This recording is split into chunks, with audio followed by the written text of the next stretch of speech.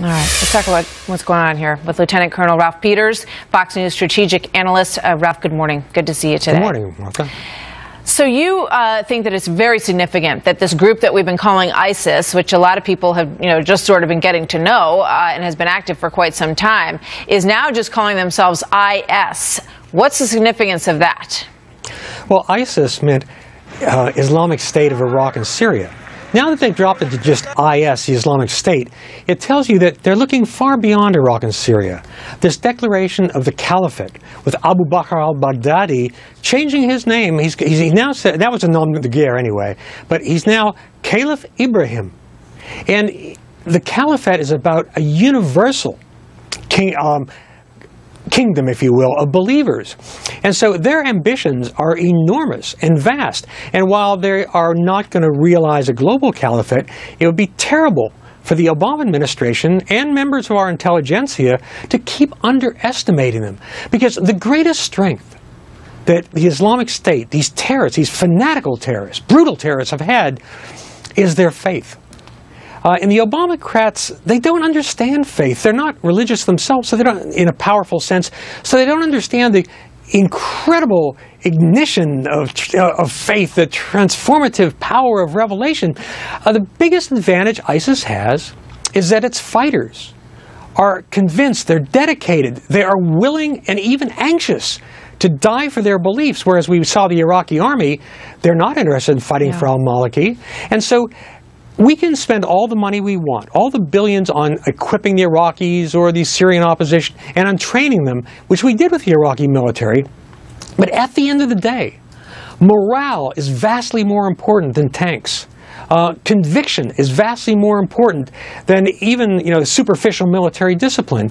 And if we continue to underestimate ISIS, IS, the Islamic State, it will cost America dearly. And the unifying factor all of the terrorist groups, the al-Nusra Front, all of them have in the Middle East, is they all hate America and wish to attack us on our home soil. I mean, I think a lot of people would listen to that, Ralph, and say, we couldn't sort of institute the kind of morale and unity that you're talking about among the fighting forces in Iraq.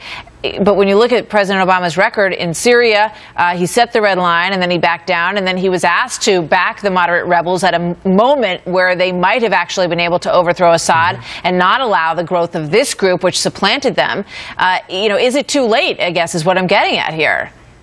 It's not too late to affect the course of events, but it is much too late to rescue this false Iraqi government. Iraq is broken apart. It will never be put back together. And the administration, instead of concentrating on trying to put Humpty Dumpty back together again, should concentrate on killing America's enemies. And Martha, you hear all these pop phrases like, oh, we can't play whack-a-mole. Well, you know what? When you're fighting Islamist fanatics, or fanatics in general, whack-a-mole is sometimes the only alternative you have. You kill them before they kill you. And isn't that what we did with the drone strikes? I mean, when they were concerned that there were groups in Yemen, they went after them with drone strikes. And this group has not been subjected to that treatment. Well, the Obama administration really does have a crisis of courage, a crisis of vision. And something I should make clear, and it may dismay some Fox viewers, is I'm not a Republican, and I actually support some of this administration's domestic programs. But when it comes to foreign policy and America's security, this administration is so disastrous. Obama has been such a comprehensive failure that it not only endangers us now, we will be paying a price in risk and danger for decades to come, because the Middle East, when he inherited from Bush, for all Bush's many undeniable mistakes, when Obama inherited the Middle East, Iraq had some hope and the Middle East was relatively peaceful.